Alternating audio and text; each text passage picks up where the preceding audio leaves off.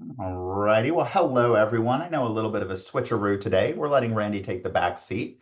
Bradley Davis here. We'll do some more introductions in a few minutes and get started just at the top of the hour. We wanted to let some folks into the room.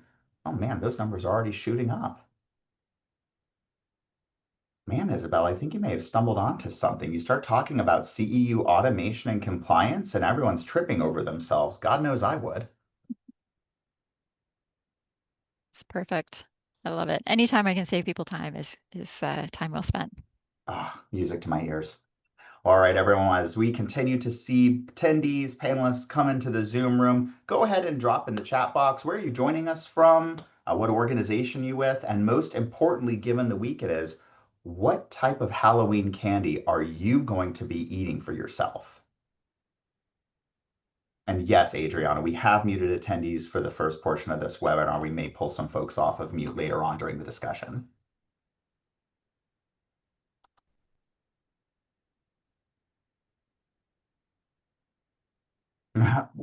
Bill Edgar coming in with the Go Bucks as always. Love to see Albany represented. Oh, Huntsville, big fan. Margarita, great to see you again. No candy for you. I understand. We were just talking about how I have a bias towards Canadian candy. So if anyone wants to send some coffee crisp down stateside, you just let me know. Ooh, Jennifer, Sour Patch Kids, speaking to my heart. I do love popcorn, but you can't have popcorn without having floss. Like I feel like Ooh, they should be side by side. yep, Yeah. yeah. Now, Isabel, if you were giving out popcorn balls, would you be giving out floss at the same time? Yeah, probably. But See, um, but we I are love really that. focused on the haunted garage for Halloween. Ooh, Yeah, ooh, ooh, we're at ooh, that ooh. house. Oh, how is this the first time we're meeting? You are so I fun. know. We're gonna get into trouble together. Let's see. Jeff, Reese's Cups, tried and true. Always happy to see some more folks from CEU plan. Marjorie, I love that. Reese's anything. Adriana would like to see pictures of that haunted garage. So Oh, Isabel, maybe we can do a I will have to. follow-up message to our We should. attendees. Because I'll be honest, I'm interested too. Awesome. We're still trying to figure out what type of outfits we want to put our corgis in. Mostly the ones that they will wear and they won't rip off halfway through the night. That's fair. I love it. Oh, Oreo video tour. I can absolutely splice that in. Awesome. All right. Well, looks like attendee numbers are stabilized. Isabel, what do you say? You ready to get started? Definitely. Let's go ahead. Fantastic. All right, everyone. Well, welcome into today's Solution Series webinar, Making Your CEU Records Audit Ready Without the Manual Work. My name is Bradley Davis. I am IACET's Vice President of Learning Strategy, filling in for our President and CEO, Randy Bowman, and I am so happy to welcome you all today as we go through this very, very exciting topic. Lord knows, having been in the position of an accredited provider, I could use some CEU support as we go through. So here at IACET, we do like to maintain that we are committed to an anti-discriminatory environment. So if at any point throughout the course of today's webinar presentation, you feel that you are being targeted due to any number of materials, or you would like to express for concerns regarding commentary that you've seen, please feel free to email us at feedback@iaset.org. We take all comments, critiques, criticisms, and feedback very, very seriously here. And in addition, as we ask all of our attendees, we too like to model best practice. And so in alignment with IACET's proprietary interest policy, section 1.7 of the ANSI IACET standard for continuing education and training, we do want to remind everyone that this webinar is part of IACET Solutions series intended to bring sponsors, vendors, and sales solutions to our global provider community throughout product placement aligned with IACET's continuing education and training guidelines. My goodness, who wrote this script? That is a mouthful. It was me. Solutions, products, or methods discussed during this webinar are not endorsed nor guaranteed by IACET, but I'd be lying if I said we are not just as interested in these discussions as you all are as well. Now, as always, we do like to do a brief overview of the Zoom webinar control bar for anyone who might be new to the platform or joining us from a new country. As you can see, we have several different materials here identified. If you're having trouble hearing us, you may want to check out your audio settings by clicking on the button labeled A on the graphic that is currently on your screen. If you're looking to open up the chat window and engage, you can click on that chat button currently labeled as B. And if you're enjoying the content, don't hesitate to use the reaction button at any point in time. We always love to see real-time engagement from our community. Love how we already got a round of applause. Is it the showman vote, the voice that's coming through? I don't know. We'll see. Isabel deserves all the applause, though. Now, as always, we are going to facilitate today's question and answer discussion through that Q&A module. Now, while we will be monitoring the chat bar, we do ask that you please use that QA module as your primary point of feedback to ensure that if we get any questions we are not able to answer in real time, we can provide those to Isabel and the team at Thinking Cap LMS to provide feedback on future IACET discussions. And finally, for those of you who might enjoy a little bit more of an accessibility option, such as closed captioning or automated transcriptions, you can click on that F button right there that says Show Captions. It's a wonderful resource and can be used for any number of experiences. We are hopeful that you will have your way to interact in the best way you can with today's webinar materials. Now, as always, we do like to engage a little bit more with the reaction buttons, so let's get started. How do you feel about calculating credit hours, CEUs, or your organization's preferred metric of learning measurement, right? Go ahead and give us a thumbs up if you're confident that you have good credit calculations, you don't need any support. Raise the roof if you're an Excel wizard and you can knock those questions out and calculations without any software assurance. That's going to be me. Curious emoji if you're curious as to how the heck we can automate these types of initiatives, or maybe a nervous face if it's always something that seems to fall off the plate on that to-do list. Yep, I see a couple nervous. Oh yeah. Yep. Isabel, I think it's a math thing. Whenever you start bringing math into the conversation, that's where you start Yep. losing people. Yep. I will say though, I love my Excel formulas. Ah, yes. No, you're speaking into I my do. heart. I do. Sorry. But let me do them for you then. I love it. Well, speaking of, please join me in welcoming today's webinar facilitator, Isabel Wallace, who's the Chief Experience Officer at Thinking Cap LMS. Helping IACET accredited providers and organizations pursue accreditation, Thinking Cap LMS simplifies compliance by automating the most time-consuming parts of managing CEUs. From tracking instructional hours to converting them into those continuing education units, the system eliminates spreadsheets and manual calculations, giving your team more time to focus on delivering high-quality training. And with that, Isabel, I'm going to stop sharing, let you take over, and I can't wait to join our attendees and learning from you today. Thanks for being here. Very much. So I'm going to go ahead and get started. I just want to make sure everyone's able to see the screen okay. Yes, ma'am. Perfect. Alrighty. So for today's discussion, I thought I'd cover sort of a few key topics, starting off with looking at what the auditors are going to be looking for, key components around all the different elements of items that are in the LMS, not just the enrollment records, but also the CEUs and the certificates and how all of these things come together, the ideal of how much we can automate, and then giving some real examples of some ways that you can do this within an LMS. I've given some examples of shots from our LMS, but they don't have to be from our LMS. So I'll just go through those sort of checklists with you. Okay. So the first one is from the auditing perspective. There are many real reasons why we're doing accreditation programs and why we're trying to accredit items automatically. We was so happy to start working with IACET on a number of these fronts because we had a number of customers that are trying to manage continuing education programs and CEU type programs, and some of them obviously are IACET accredited providers. So definitely anything that we can always do to make it the process of managing these programs as easy as possible has always been a big focus for us. Okay, so first off, what they're looking for, accuracy. So anything we can do to figure out exactly which credits need to go to which learners on which dates, and and how long do they last for, and all of those different types of CEU related data has to be accurate. So what sort of checks and balances can we do there to make sure that that information's right? The next one is also learner proof, making sure that the learner can see and the instructors can see what actually happened? When were they in class? When did that class session happen?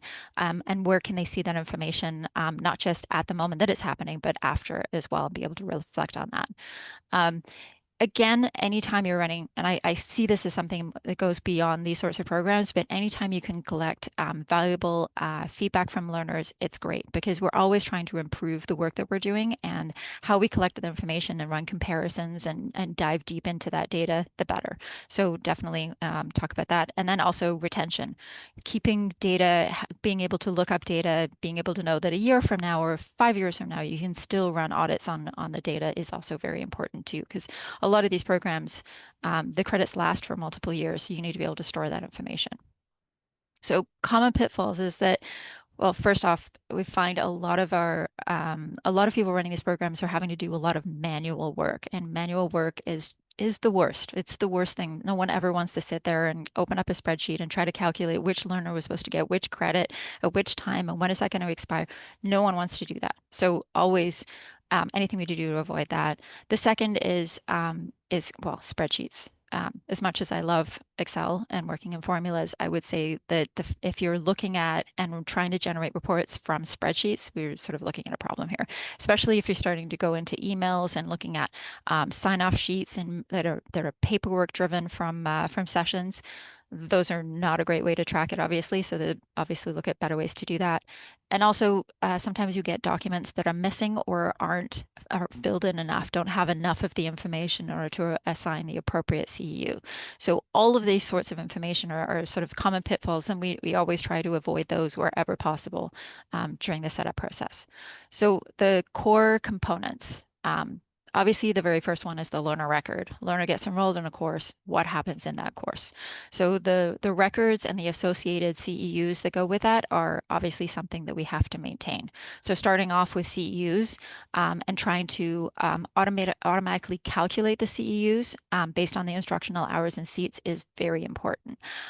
So it's not just were they in the e-learning course? How long were they in there for? Was there a minimum amount of time they need to be in there for? But also when you're running instructor-led sessions, the amount of time accredited has to obviously avoid the amount of time you're not in breaks and things like that, or taking lunch breaks in between. So breaking up your ILTs into different sessions so that you can appropriately award the time spent. The next one I would say would be transcripts. So this is when we're starting to look at all of the different records. So whether they're taking a course once or multiple times, each should have a separate record, and each enrollment record should have all of the information that goes along with it. So ideally, the base is when they enrolled, when they took the course, what their success and the results were, and the next one would be any CEUs that came out of it. But ideally, you get a whole lot more. So most LMSs should be tracking things like how they answered any question within the course and what those results are.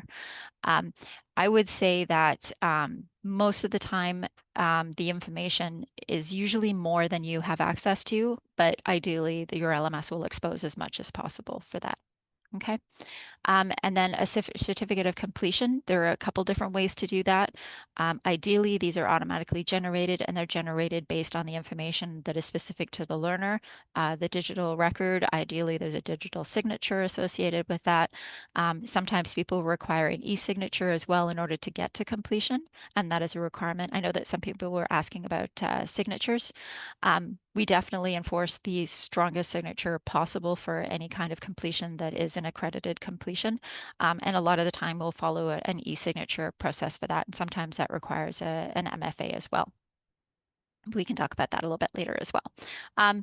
We also support the ability to have credit statements as well as certificates. And I think there's a good nuance difference there because depending on which type of credit you're awarding, there are different statements and different data points that need to go on each that include not just information about the activity, but also about the learner. So definitely looking at the required fields for those as well. The next area I would get into is looking at the audit trails. So this is tracking absolutely everything that's happening for them getting enrolled into the activity, taking the activity, and all the way through to completion. And then what happens after that to that data. So we look at our audit logs. We log everything in the LMS, and ideally your LMS is as well. So there should be activity logs. So anything that's happening where anyone is interacting with the activity, both from a learner perspective or an admin perspective.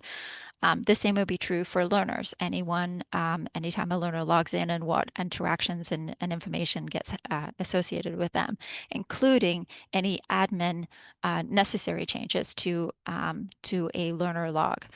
I know that we say that nothing should happen, but sometimes something does happen to the record where you have someone who gets stuck in a course where, say, for example, there was a problem on one of the screens within your course and it can't proceed, and a little admin intervention is required.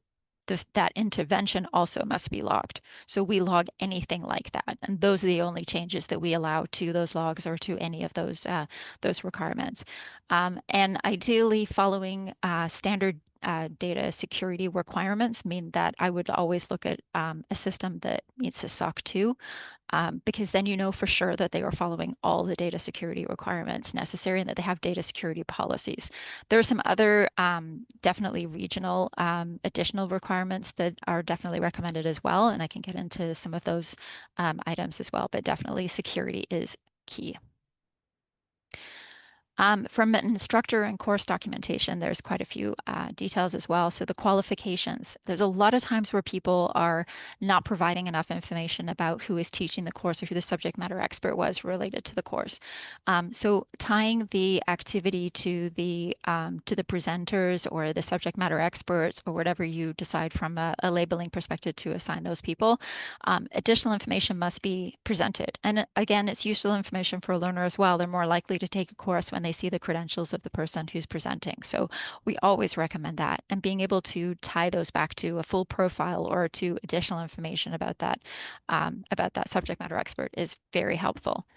And then also tracking when activities expire. So tracking if you take this course, this completion is only good for a year or 2 years, which comes up a lot for continuing education, where it's very useful the first time, but we know that there's slippage and we know there needs to be a refresher. So being able to track those and any reapprovals that might need to go along the way. So other resignatures as well.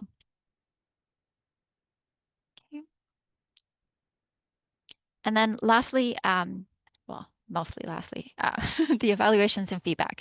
So typically, our customers who run these programs, either they attach a feedback along the way, or they're attaching feedback at the end of their program. So collecting feedback is important, and being able to standardize certain questions is perfect, because that way you can compare how one course does to another if you have standardized questions that go across those activities. Even better if you can standardize them based on the different types of activities, because then you can say any instructor-led activities, these are our standard questions, versus e-learning or on-demand type activities have different types of questions. So we always try to make the questions as standardized as possible, but also very specific to the type of delivery, as well as perhaps subject matter related, and combine those into one simple form for learners is a great way to simplify that process. But once that information gets stored, obviously you want to be able to track how each person answered those questions, so you can run a comparison based on information you know about learners. So there's so much value in the data that comes through from based on how they're answering these questions to are there trends in who answers questions in certain ways. So definitely as much information that you can store on that as possible is great, but all of your user metadata, tying that to the submit of the feedback in order to track that across the activities is perfect. So on-demand reporting. So there will always be requirements for people to come in and look at information about how they've been completing CEU summaries. So whether you're doing that on a transcript page or just running reports on learners as an admin, there are multiple ways to do that, being able to come in and look at the different records and see how those items are doing. The same with instructors, being able to see which activities an instructor was tied to and what their evaluations are key decision makers about whether or not you're going to bring that instructor back for another activity or a particular topic you might want to bring them back for. And so all of this sort of information is very, very key to being able to pull up, investigate, not just looking at it in the LMS, being able to dive deep into that data and make extrapolations and insights as well.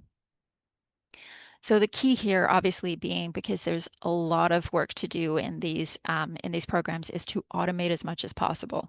Okay, so we have customers running these programs, and sometimes they have one admin and they've got a whole series of courses, and they have to reach 100% completion in them, and they have to have all of these completions done. Automation is your only answer for that sort of scenario. So the key areas that we look at is getting you out of spreadsheets, and getting that information into the LMS in a way that can be automated. So taking away spreadsheets, taking away paper certificates, taking away a lot of the prep time as well. So a lot of prep time for making sure that someone knows where to go to prepare and share that information with learners. No more manual notifications, things like that, where anything that you can do to make that automated is perfect. And from an automation perspective, we're looking at automatically assigning out all of the CEUs. So you don't need a spreadsheet to track it. It should automatically do all that for you. Automatically updating the transcripts and allowing people to export those transcript information as well would be great. And then I would also say the certificates of completion, so certificates, credit statements, whatever you want to call them, badges as well, should automatically be created upon the completion. So definitely, all of this should be automated. All of this. So I'm not sure if you've experienced this where you're not running automated programs. I really hope you are, but let me know if you're not. Um, so from here, we're going to move on to sort of how this real world should look for you. So from a visualization perspective, meeting the auditors, what can the learner see on a course? So we split this up into two. One is what they should see before they enroll in the activity and what they should see after they enroll in the activity. So the first one is going to be obviously showing the title of the activity, some description of the activity. There are other key pieces of information, like how is this information going to be delivered? So the delivery method.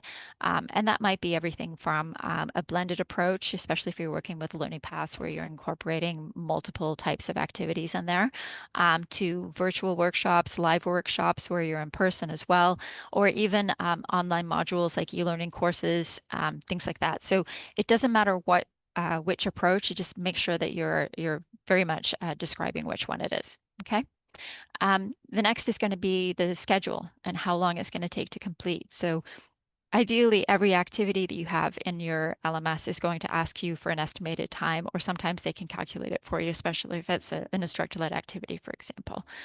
And if you're running a learning path, you should be able to have it calculate what that overall time should look like for the overall activity grouping as well.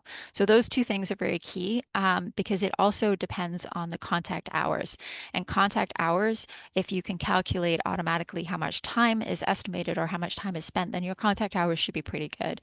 And being able to identify in advance what you think that will be and then running reports on that after will give you a good sense of whether or not you are actually achieving the appropriate contact hours for an activity. And then also showing the difference between your provider information, which is key, obviously. So who is it that's presenting that activity, along with all of the instructors. So whether you have a Meet the Expert section or whoever was involved in those activities and the labels you wish to use, it's very key to make sure that they have access to them. Typically, you want to see their names and a title, and ideally link to their profile. And that profile would have a lot more information about them, like their area of expertise and such, but also their credentials specifically. Um, and next, we want to talk about like learning outcomes, what they have to do to complete. All of those sorts of details of information should be in there. Now, ideally, a lot of this information can have default values, and wherever possible, we always try to set default values. So if you have, you're probably not going to be able to with the learning outcomes, but for completion requirements, you might have standard options for like 3 different pieces of text, depending on the type of activity it is, that will meet all of those requirements and can be automated. So things like if it's a learning path, it's going to be a learning path, and you always do a mix. So in which case, all of those sorts of requirements should be there. So depending on your structure, always look at what sort of information you would need to do custom every time, or what sort of information you can have standard every time, or standard based on the type of activity you're delivering. Okay. And then the last one is for completion requirements. Obviously, wherever possible, if your LMS can handle it, define what your passing threshold would be. So if you have an assessment, if the passing threshold is 80%, therefore it will calculate the pass fail and ideally will not give credits on a failed activity. Okay. And then CEU breakdown would be the next area, and obviously making that as detailed as possible. So you're saying which component, the number of contact hours, the number of CEUs, and a description of what that is as well. Okay. I'm not sure if you have questions along the way, but feel free to drop them in the chat as well. Okay. And I Hey, am definitely Isabel. going to get, yep. Oh, I know. There is one question I want to point out that keeps coming up. So everything that we're Mhm, seeing and we're talking about, would it mhm. be a correct assumption to say that Thinking Cap LMS is able to do all of these functionalities? Yes, and I'm surprised when I hear another LMS can't. But yes, all of these things we can do. Yeah, Fantastic. All right, there are a few others, but we'll save those for the end. But for our attendees, keep the sure. questions coming. We are transcribing all of those to ask Isabel at the end of today's conversation. Perfect. Um, The next one I want to cover is what it transitions to once you've enrolled. So even once you're enrolled, all that information that we had on the pre-enrollment should definitely still be there. The focus can be different though. And typically, what I've seen requests from customers is to, even though you have an overview that includes all that information, that you can then start skipping to the activities. And usually, they'll start the first time you get into an activity in the overview area, but then quickly skip to the activities or the activity specific open course and such um, once you've started taking the activity. It really depends on your preference though. Okay. So again, you need to still keep all of the information about all the details you had before. But again, the layout can be a little bit different on these pages. Okay. Um, but then we start getting into what sort of activities are there. And we always try to give only the information. This is always a delicate balance, but only the information that the learner actually needs. And that differs depending on customer to customer, but from an accreditation perspective, again, anytime when you're working, and I pulled the most complex one, which is a learning path that has all different types of activities in it. Um, but again, you're ideally going to go with showing the activity number, the status, the title, what type of activity it is. So here we have self-paced modules. Unfortunately, the one that's cut off at the bottom is a workshop. But you also want to say how many CEUs there are versus how many are awarded. So awarded versus available, and also how much time is remaining. So if you've completed it, the time remaining would be 0, so you know that it's done. But the next one, the second one, number 2, we have time remaining 24 minutes. It's really helpful from a learner experience perspective to show them, how much time they have left and where they're at within that activity. But definitely being able to show the CEUs. Sometimes we have customers that are delivering different types of CEUs, and we give that full breakdown in this area as well. Okay, so you can assign your CEUs at each of the courses or the ILT level. You can also do it at the learning path level, depending on how you want to track the overall completion. It's up to you, but you have the flexibility of both. And I think it's helpful from a learner engagement perspective for them to see those CEUs as you work through them. Okay. Next up, we have collecting the feedback. So let's say they've gone through those activities and they've completed, or maybe you're asking this upon the completion of each activity. Designing a very standardized course feedback form is helpful. There are a lot of questions, learning outcomes. I mean, this is a terrible example on the right, but like standard questions like, did you find the content useful? Did you find it easy to consume? Um, Lots of different questions and lots of different areas that could be shared. Um, I think the more questions you ask, you have to be very careful with the balance here. The more questions you ask, the less chance you are that people are going to finish the whole thing. So I would always try to keep them as simple as possible from that perspective. So always try to keep it so that you're asking as few questions as possible to get the goal that you are looking for. Because you're more likely to get those answers. And then sometimes it might be you just want to ask one quick question at the end of each activity and a bigger one upon completion of the learning path. Those are other approaches to take as well. Okay. Also, if we have some customers that the feedback they look at is a bonus if they collect it.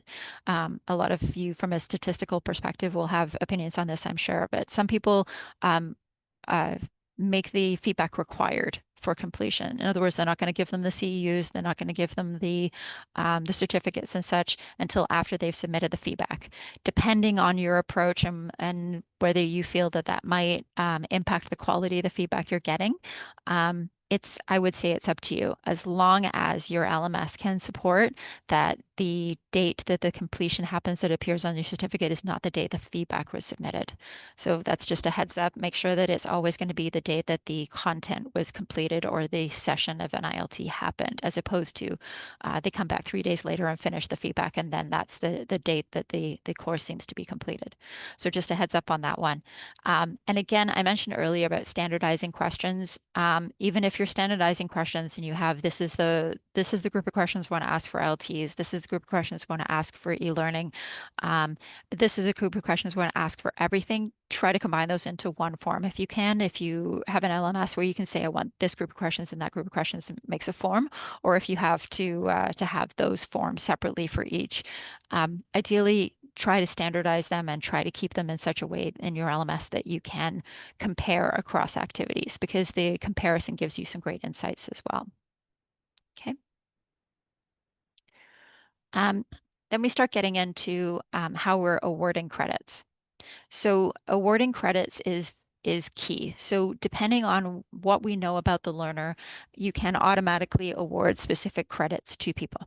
So we have some customers, say, for example, in pharmaceutical, where they're handing out either a pharmacist credit or uh, a pharmacy technician credit. And those are two very different credits, two very different values, potentially same course. So you need to be able to split up those different CEUs, the different credits. You need to be able to split them up in such a way that you can award them appropriately, and you can award them based on, ideally, that learner's metadata. I'm going to get into that a little bit later when we get into the admin side, but ideally from a learner perspective, they shouldn't have to know about that. All they should see is when they come to their the results, or when they go to their transcript, they should be able to see what credits were awarded, and potentially when they expire. Now we have some customers that only work in one decimal place, some that work in two decimal places. Ideally, two decimal places gives you the flexibility, considering it's 1 hour, and that gives you the 45-minute breakdown. So I would recommend definitely the two decimal places wherever possible. And then sometimes we have customers like to reiterate and remind people that the CEUs are equivalent to the contact hours. There are multiple places you can do that. We usually do that in the overview tab to give that, because as soon as you start looking at tables, that's a whole lot of information to try to squish down, and we're already trying to show when it expires. But it's up to you how much detail you wanted to include in there for that perspective. I would also make sure that it presents not just when they're awarded, but also when they expire. So the date of completion can be shown here, but it can also be shown in the transcript as well. Okay. And then the other bonus is if you're working, there are some regulatory agencies that you might be reporting these CEUs to. And whenever possible, you want to avoid the work of you submitting that information to the regulatory agency, or your learners having to submit that information to the regulatory agencies, right? So whenever possible, see if your LMS will integrate with those. Like ACPE or BPS or ones like that. Okay. Whenever possible, those should definitely be integrated. It saves so much effort, and all you need to do is make sure that the learner has filled in the appropriate metadata information, like their member numbers, their birth dates, and things like that, just to make sure that the information will be sent out appropriately. Okay. And next we have certificate. So certificate is kind of a fun one. So if we start looking at certificates, obviously they can be branded, they can be pretty. Please don't make them really boring. So they can be pretty, but they do have essentially quite a bit of information to display. So we're looking at not just the title of the document, but also the name of the learner. You need your statement of accreditation. You need to know what their learning objectives are.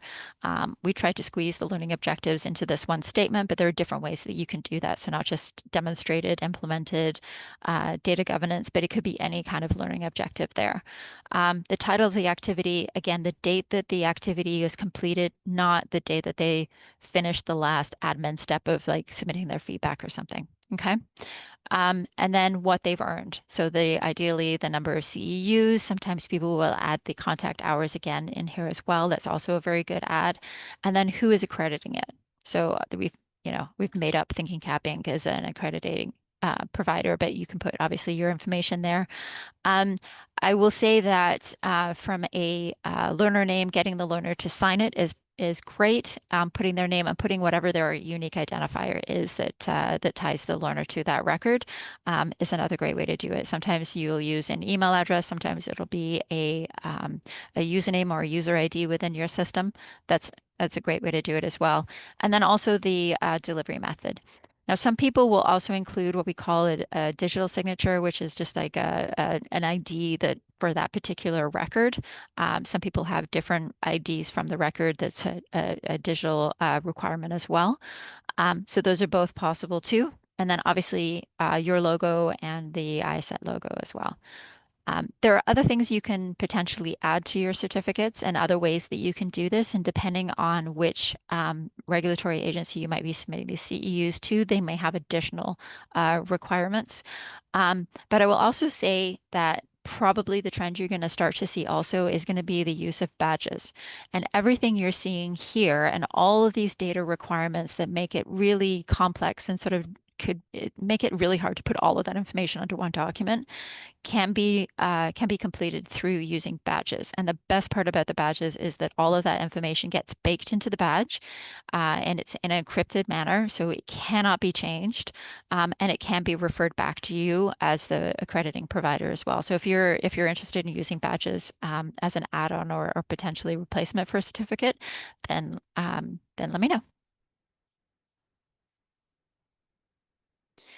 And then we start looking at transcripts. So every learner record should have all the information about that completion. So whether you're an admin looking at this or a learner like we have here, you should be able to filter. You should, at the very least, I put the minimum filtering here. You should be able to filter by date. So if you're typically a lot of these programs, you have to have a certain number of CEUs within within a year or a 2-year window. So being able to filter by your window here is perfect.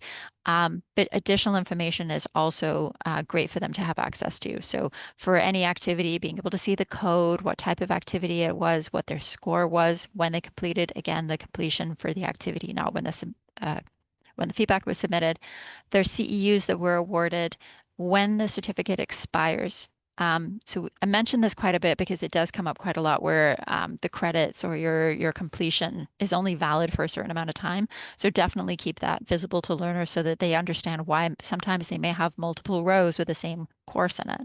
And then being able to download the certificate. But key here being that you should be able to view details, meaning you should be able to click on that and go back and view all of the results of what it was you completed for that activity. So any certificates, badges, the listing of all of the activities, how you did in those activities. Some people like to show the assessments and show how they did on the assessments. That is entirely up to you, but you should show that there were attempts on the assessment and how you succeeded with those assessments as well. So lots of information should definitely be stored on the certificate. What an admin needs to experience, and this is what I think a lot of people are also very curious about. So the first thing is, how are you describing, I would say not just honestly your activities, but also your users. Okay, so we do this through the form of metadata. So when you're describing metadata, it's really data that is describing data. So we want to describe the learning outcomes, the instructional methods, the completion requirements. These are all examples of information that we want to track based on the different activities. And you can assign those based on whether they're activity specific, or maybe they're also related to users, maybe they're related to audit purposes, internal purposes only. So you should be able to honestly create any number of metadata to help you describe both the activities and your learners. And from a learner perspective, it's key because a lot of that information about the learner is information that will appear on your certificate. It'll be information that will tie the user to the appropriate CEU to award automatically, or information that they may just need to show on their profile. So potentially for an instructor or a presenter, if they want to add additional information about their credentials up on their profile. So all of those sorts of types of metadata, and that could be anything from a single line text to a multi-line text to a multiple choice or single choice, date type field, anything that you need that you think is necessary in order to be able to meet all of those other requirements. And I have a crazy long checklist that we use at our end when we're running accreditation programs that I can share. But definitely there's quite a bit of metadata. And then we also look at the visibility, because sometimes there's metadata that you want to track on a user or an activity that should never be shared publicly. So that includes whether or not it should be something that can be included on a private profile. So in other words, the learner can see it. The public profile would be the learner can then enable it to be shared on their public profile or in the connections hub, meaning if you have connected this user with other users, can those other users and the leadership role be able to see that information? Okay, connections is a whole other thing, which I can get into later. And then the other ones is when they're activity related, should that be a filter potentially when you're listing your catalogs or when you're running searches as well? Okay. So lots of information, lots of really great uses for this data. So from potentially you've created all of this metadata, you tie it to your activities, you tie it to your users. You can then now attach it to CEUs. You can attach it to different reports you might be running. You can attach it to different page displays, lots of different places. And so I would always start with metadata. What is the list of all of the metadata you need to include? Next up, we have how, therefore, you're going to go in and start acting on this information from an activity perspective. So for every activity, you can set all those metadata and then come in and now apply that metadata in the context of this. Now, I always recommend, whenever possible, to set defaults for your metadata values. So things like, are your completion requirements always going to be the same, or are your evaluation methods always going to be the same? Wherever possible, always try to have defaults for those. Okay. And then also, anytime you are making changes to your metadata and your activities, don't forget to upload all of your additional materials. So not just if it's an e-learning course, uploading the e-learning course package, not just uploading or assigning the sessions, assessments, things like that. Not just including that, but also the reference materials. So if you do a webinar like this one, grabbing that recording and setting that as an available resource after the event, very, very useful resources. But it also gives someone a chance to audit that and go back and look at what happened during the session if there's something that they missed. I would also include, if there are any prerequisites, definitely define those. You shouldn't have to put any metadata around prerequisites, because that information should be something that the LMS handles for you. So you shouldn't say, don't enroll in this until you've enrolled in this other thing over here. Just by assigning that the other thing is a prerequisite, it should automatically show that for you on the page. But make sure that if there is a prerequisite, that it is set within the system. And then completion requirements as well. Sometimes we like to outline, like on this one, where we're giving a cleaner sort of listing of that information, but make sure the LMS is also aware of what your completion requirements are.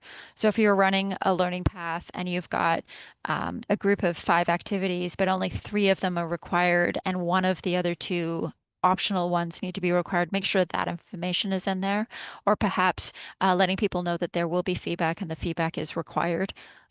Those sorts of information is also very helpful for the LMS to understand, or it will not prompt people to submit the feedback before they complete them, or it will not force them to to provide the other information. So I definitely make sure that the LMS is set to have those. And again, wherever possible, set those as defaults. Okay. Um, the other key thing when managing your activities is that wherever possible, make sure you have an LMS that has a history of those different course content. Okay, so anytime you're uploading a new package, see if there's a way to set whether it's a major or a minor version and add some sort of revision note there so that you have a listing of them all and that you can go back and look at the previous versions. Because if you're awarding credits 2 years ago for an activity, you want to see what the content package was 2 years ago as well. So if the auditor says, well, what content did you give them? You don't want to just say, oh, let me show you what's there now. They want to see what was there 2 years ago. So you want to make sure you have historical versions of what that content was as well. And then anytime admins are making changes to any of this information, ideally there's a change log. In other words, not just I made this change and here's my note, but also I made this change, I saved it, and the system automatically notes. And the automatic noting is important. So you change a metadata field and it should note that you changed that metadata field. Okay, so all of those sorts of logging of information about what you're saving, but also how you're tracking those changes is very important. And whenever possible, make sure the system can handle that level of logging. The next is when we look at instructors. And I know this is an area where a lot of LMSs are different. So I'm going to try to speak to what your possible options are. So either the worst possible option is you have to have a metadata and you have to enter that information every time. The better possible option is that you're allowed to define contacts in your system and assign those contacts as a connected to the activity. Okay, so when you do it that way, at least you can reuse that information. You don't have to keep updating it every time you're doing an activity. Again, anything to save time. But make sure that there is core information that you're saving. So at the very least, you've got your bio, and in your bio, you're going to include your credentials, when they came up for renewal, all of those sorts of things, and links to things like websites or LinkedIn profiles for additional contact details. Um, I know some places they say it's good to have email address. I'm not a fan of giving those out to learners. So I'd always much rather offer different ways to contact the contacts for an activity. So whether they're a presenter or such, just because unless the presenter is happy to give that information out, it should be something that should be requested. But yes, definitely make sure that you have all this information about the instructor or presenter, because then it can be easily come back and say who was your presenter, who taught them this thing, and then you have all that information there as already as well. And ideally, you do it through a contact tied to an activity, because if an auditor is looking at which presenter was giving that information, they can see what other associated activities would be somewhat could potentially be involved in the same information being delivered. So yes, from an audit perspective, it's always very good to have that information. Okay. Um, and the absolute ideal is that these contacts, or if you have them as people within, like users within your system, they can edit their own profiles. Because if they can upload new certificates or new credentials or add more information to their bio, it will save you time. So ideally, whenever possible, make sure that information can be edited also by the instructors or presenters. And you typically within our system, you can define who can edit what information, so you can lock it down if you like. But so if there's some that you are like, no, these credentials can't be changed unless you let us know, so they can't be just uploading anything. But the ability to maybe upload different certificates should be fine. Okay. Now, the complex question of the day: how on earth are you auto awarding credits? So we support the ability to have multiple credit providers as well as credit categories for those credit providers. So depending on your credit category and the type of credit you're given, then for each activity, the ability to award those credits on a lot of these agencies requires certain identifiable numbers for those activities, because they go in, they review the activity, and they say this for this amount of time can award this number of credits. Okay, so we support the ability to select your credit provider, select your credit category, select the value down to 2 decimal places. Also, when this credit is open from until. So you can say that this course will give potentially an IACET CEU credit up until 2027, starting in 2025. But potentially for the 2 years before that, there may have been a 2.0 credit allotted to it if the content was different then or was better then. So during these timeframes, you can go for renewal of the content to see if it's worth as much. Sometimes agencies will downgrade the number of credits if it's not as relevant or not as new content. Typically, it'll go down over time, the number of credits that it'll award for content. So it sort of really encourages you to keep your content up to date. Okay.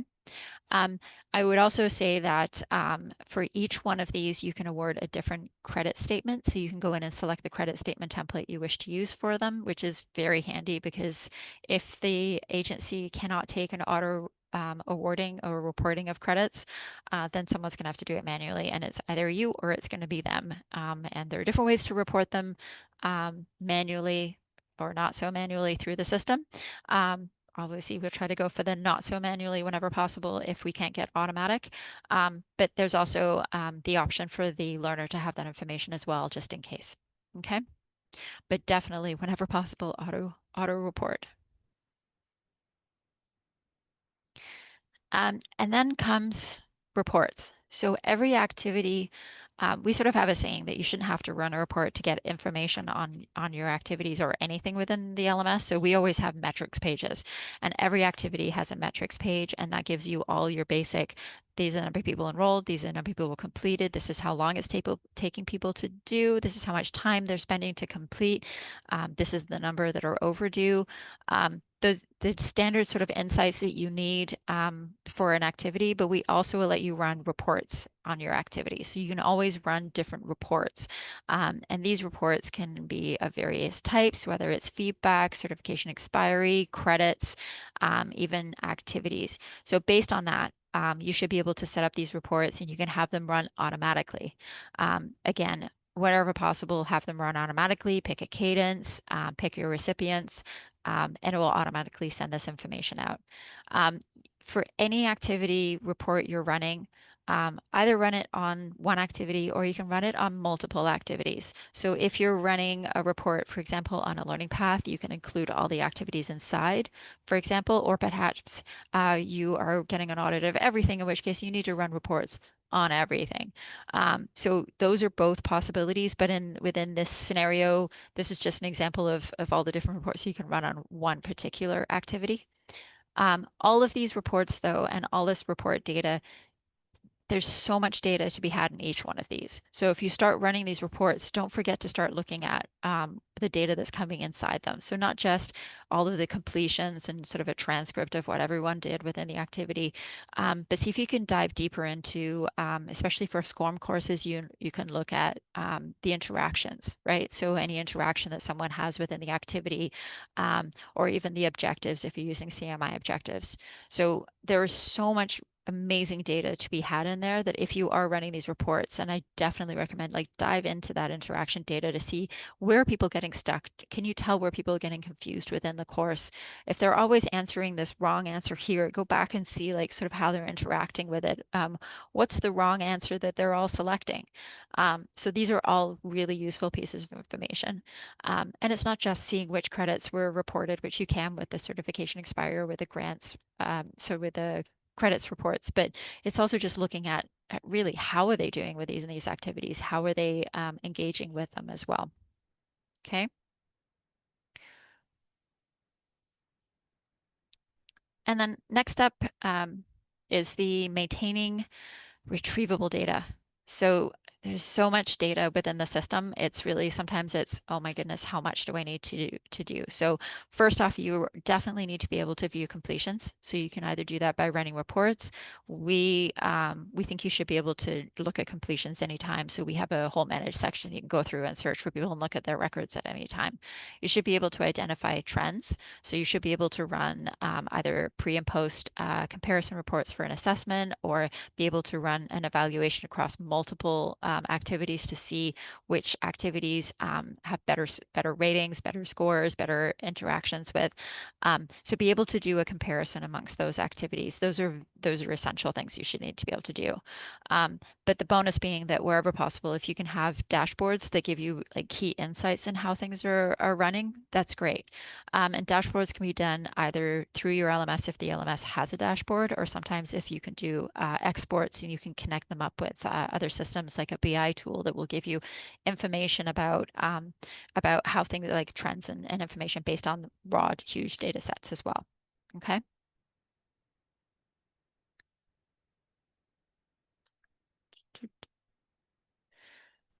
And the next is that admins definitely need to be able to look up learner data as well. So they should have access to the same learner record information. So being able to look at a learner and look up a learner and seeing how the record is doing, they can see that. So they'll be able to go in, look at their records, maybe filter by type or activity type or completion dates, things like that, statuses, and then be able to click details. When they're in details, they should be able to see probably more so than the learner all the information associated with it. And for us, that includes their interaction. So how they answered each question, whether that question was correct or incorrect. Any information that we have for each session, whether they attended, was there a reason why they didn't attend any particular session? So you can associate all of that information to that particular record and look it up at any time. You shouldn't have to run a report for that information, but you should be able to access that. And you should be able to export it. So if you have an auditor in and they want to see sample learners and they pull a learner out of a list, you should be able to go in and export all of their records. Also, there are audit logs that you can access as well that gives you an audit log of everything that that learner did with and how they interacted with the courses. Those are very key pieces of data that may potentially come up during an audit. Okay. Um, Again, I mentioned before that sometimes you might run into a situation where you have a course that, for some reason, on some learner's computer, they can't get past a particular page, and there needs to be some intervention from an admin. If that is ever the case, make sure your LMS is logging that as an event.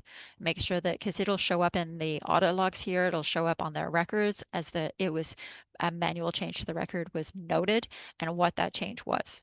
Okay, so make sure that your LMS does track that. I put it as a bonus. I think it should be there for everyone, but I really do think it should be a requirement as well.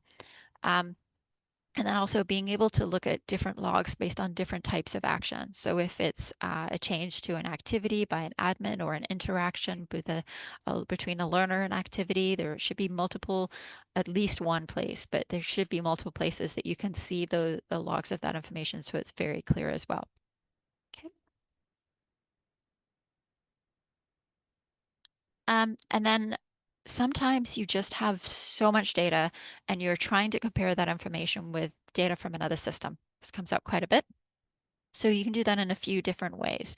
The most common way that we get is when we're doing an implementation, we look at other systems we need to communicate with, and we'll do an integration with those wherever possible. Sometimes it's just a whole bunch of systems are exporting information to a secure drive, and then one system is pulling them up and building a dashboard out of them. That's another approach that some people take. For either one of those, you're looking at defining the information that is going to be sent. So I pulled up an example of a data export. So that you might set up a data export where you're including learner data, activity data, and learning activity metadata, so information about how they're doing within the activities. So you can pull lots of information. Anytime there is a completion, we always automatically include everything about that completion. So if a learner is enrolled, when they're enrolled, what their score was, what their results were, what CEUs they were awarded, did they get a certificate, things like that would get included in the data export. But ideally, you want to make sure that you are able to pull this information with the frequency with which you can consume the information. So you could run it daily, but you might not even consume it maybe only once a month. But ideally, you want to make sure that you have this information being sent out with the frequency. I know comma separated is an option, and a lot of people will ask for comma separated. As a pet peeve of mine, it should be tab delimited, a JSON or an XML. Just because a tab delimited is better for if you have a metadata that has a comma in it, you don't want to deal with escaping those and such. But also, JSON and XML are better because they describe the content better. Okay. So whenever possible, I always try to go with XML is my favorite. JSON is another very good format to secure them in. Yes, we have a question. Isabel, I Mhm. am writing furiously to keep up with you. I'm taking down so many notes in this, and I know all of our attendees are. We are coming up on the end of the webinar. I know that there are more slides here. Would you be opposed if we jumped over to just a rapid fire question and answer round? Because there are some Sure. really good questions here. Sure. Go for it. Awesome. And for all of our attendees, don't worry, the slides, materials, and copies of the recording will be distributed at the end of today's call. I say that, give me about 24 hours and then we'll send it over because once again, there is just so much here. So, all right, Isabel, rapid fire question. We have a lot Sure. of federal government, we have a lot of state and local government attendees in today's webinar, and they all want to know, is Thinking Cap FedRAMP approved? We're not 100% FedRAMP approved, but we have done work with government in the past, and we can definitely ramp up for that. But we have all the other certification requirements. Okay. Next question. I'm hearing that Thinking Cap is designed for online courses. Can we use this LMS for hybrid or in-person learning events? Definitely. So hybrid, anytime you're looking at hybrid, using learning paths to incorporate an instructor-led activity, either face-to-face, we manage face-to-face or webinar, and we're integrated with all the major webinar providers. Alrighty. Next up, I'm trying to go through the easy ones because there's one just absolute mic drop question I want to leave for the very end. Does the LMS utilize the course agenda to perform the automatic calculation based on instructional and non-instructional time through a file upload, or is that something that we would have to use one of the forms to do? So actually, we do allow for bulk ILT creation, including Ooh. bulk session creation, including situations where you have a series and it'll automatically create all the ones in the series. Um, but you have to be very careful about the excluding breaks. So typically what we recommend is if you have a morning session and afternoon session, we break those up into different sessions. But we use a bulk import for the creation of all of those activities. And you can say the location and if you say the location is Zoom, it'll automatically go and create all those Zoom sessions for you as well. Oh, that's awesome. In terms of course documentation, you mentioned earlier kind of wet signature, digital signature, all that fun stuff. Should we be including the instructor's credentials, not just their name, but their credentials, background, and demonstration of competency within that transcript or certificate?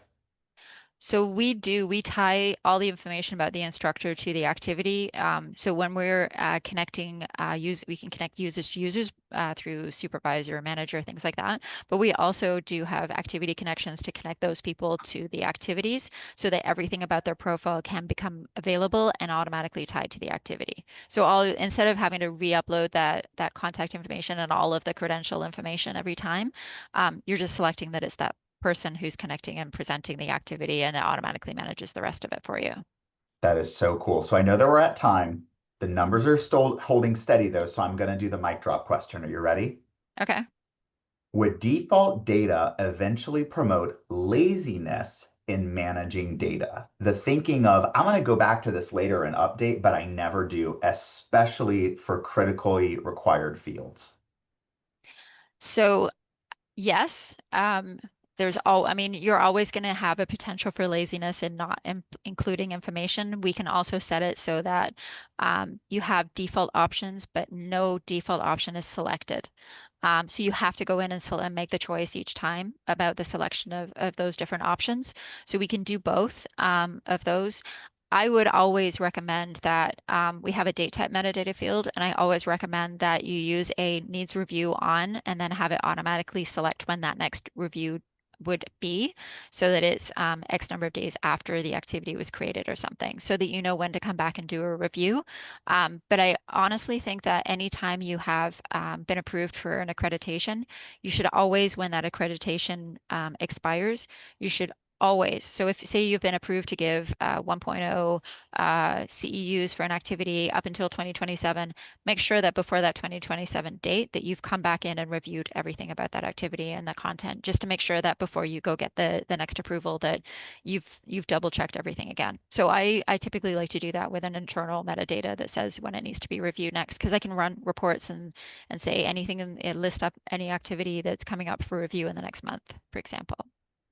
Isabel, you had me at metadata and how metadata is the data around data. On behalf of all of our attendees, everyone here on the staff, thank you so much for joining us today. This was an absolutely amazing, world-class discussion. Uh, I am still processing everything, like I'm sure the rest of our attendees. For all of our attendees, thank you so much for joining us today and staying with us. I know it's a few minutes after. Hopefully, your organizations understand that Teams note of, hey, I'm getting some good information. I'll be there in a little bit. We will be sending out the recording as well as some fabulous prompting tools, including some checklists and templates that Isabel has provided to our community free of charge. And please, once again, don't be afraid to reach out to her directly if you want to continue these conversations. We are so grateful to have Thinking Cap LMS as part of our solution series, and so grateful to be able to have these amazing conversations that really manifest that world that learns better. Have an awesome rest of your week, everyone, and we will see you at the next Solution Series webinar.